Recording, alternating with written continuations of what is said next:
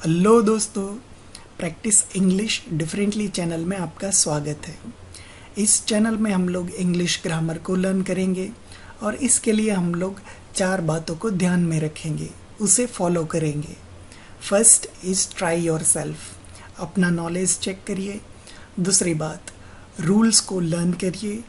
तीसरी बात, practice more and more examples. And last, solve your doubts. अगर आपको कोई डाउट रहता है तो आप कमेंट करके मुझे पूछ सकते हो, मैं आपको एज सुन एज पॉसिबल उसके आंसर्स दूंगा। और लास्ट एंड इम्पोर्टेंट थिंग, इस चैनल को सब्सक्राइब करना, शेयर करना, लाइक करना और नोटिफिकेशन टर्न ऑन करना ना भूलें। Let us start. दोस्तों, आज हम सीखेंगे the uses of article a और एन, जिसे द इंडिफाइनाइट आर्टिकल कहते हैं। इसी आर्टिकल 2 तरीके के होते हैं, एक तो द डिफाइनाइट आर्टिकल और दूसरा the indefinite article. The definite article है आर्टिकल द, और इंडिफाइनाइट आर्टिकल है आर्टिकल ए और एन, राइट। आज हम सीखेंगे कि ए और एन कैसे यूज करते हैं। Let us try your self first. First example, Sanskrit is difficult language. क्या आंसर हो सकता है इसका? Correct answer is answer B, right. Sanskrit is a difficult language. Okay, let us try another example. Madagascar is island. What is the right answer? The right answer is answer A, right? That is Madagascar is an island. Okay, I hope you got the right answers. Okay, let us learn rules. Rule number 1, article A or N is indefinite article. अब इसे indefinite क्यों कहते हैं? For example, a doctor, उसका मतलब होगा any doctor, right. उसका मतलब कोई भी डॉक्टर हुआ, सो that is why it is called indefinite. लेकिन उसकी जगह पे अगर मैं द डॉक्टर लिखूँ तो उसका मतलब क्या होगा? A particular doctor, right. सो वो डॉक्टर डिफाइनाइट हो गया। सो इसलिए आर्टिकल ए और एन को इनडिफाइनाइट कहते हैं और आर्टिकल द को डिफाइनाइट कहते हैं। Okay, rule number 2, article N is used before a word beginning with a vowel sound, that is A, E, I, O, U. अगर आपका कोई वर्ड है वो वोवेल साउंड से बिगिन होता है, right. Vowel sound A, E, I, O, U से start हो सकते हैं, राइट। तो अगर इस साउंड से स्टार्ट होता है तो हम लोग आर्टिकल N यूज़ करते हैं, अदरवाइज आर्टिकल A यूज़ करते हैं। For example, an enemy, an honest. See, यहाँ पे A, E, I, O, U word के स्टार्टिंग में होना ज़रूरी नहीं है, लेकिन उसका साउंड इस तरीके से होना चाहिए, राइट। फॉर एग्जांपल, ऑनेस्ट में एच साइलेंट है और उसका साउंड स्टार्ट होता है वोवेल से, right. So that is why we are using article an before it. Same thing an honour, right. अब यहाँ पे हम लोग एच बोलते नहीं है, H is silent word here, right? So that is why we are using article N before it, not article A before it, right? And orange, etc., right? इस तरीके से हम लोग article N यूज करते हैं। Rule number 3, article A is used before a word beginning with a consonant sound. Vowels को बात करते जितने भी लेटर्स है इंग्लिश अल्फ़ाबेट में वो कॉन्सोनेंट कहलाए जाते हैं, राइट। और जितने भी वर्ड्स है जो कॉन्सोनेंट से स्टार्ट होते हैं, साउंड करते हैं, उसके आगे हम लोग आर्टिकल ए यूज़ करते हैं। For example, a horse, a university. Once again मैं आपको बता दूं कि यू जो है वो वोवेल है, लेकिन ये जो वर्ड है वो स्टार्ट होता है साउंड यू से, right, like U Y, Y U. So that is why we are using article a before it, not article an before it. Same thing, one eye man.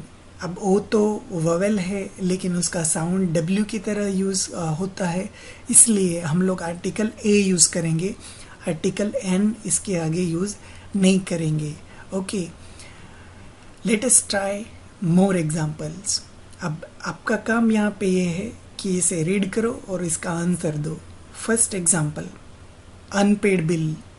आपके पास दो option है, N और ए। कौन सा article ये आ सकता है यहाँ पे? Correct answer is article N. Second example, MP3 player. अब ये जो MP3 है वो एब्रेविएशन है, शॉर्ट फॉर्म है, तो इसके आगे कौन सा आर्टिकल आ सकता है? Correct answer is article N.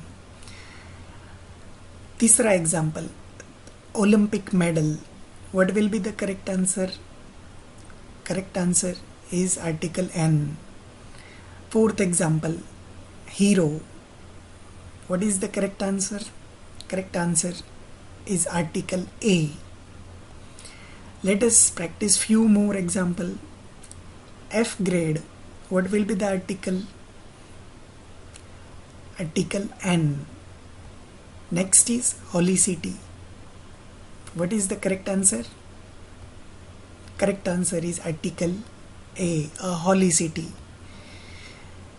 Next, FBI agent. Once again, FBI is short form. So what will be the correct answer? Correct answer is article N. अब हम इस एब्रेविएशन के आगे कौन सा आर्टिकल लग सकता है उसके बारे में नेक्स्ट रूल में सीखेंगे. Last example, wonderful art. What will be the correct answer? The correct answer is article A. Okay, I hope you got majority of the answers correct. Let us learn rule number 4. Article N is used before abbreviations, that is short forms, that begin with A, E, F, H, I, L, M, N, O, R, S और X. उसका मतलब ये हुआ कि आपका एब्रेविएशन इन words में से किसी भी वर्ड से स्टार्ट होता हो तो हम लोग उस एब्रेविएशन, उस शॉर्ट फॉर्म के आगे आर्टिकल एन यूज़ करेंगे, आर्टिकल ए यूज़ नहीं करेंगे. For example NMP.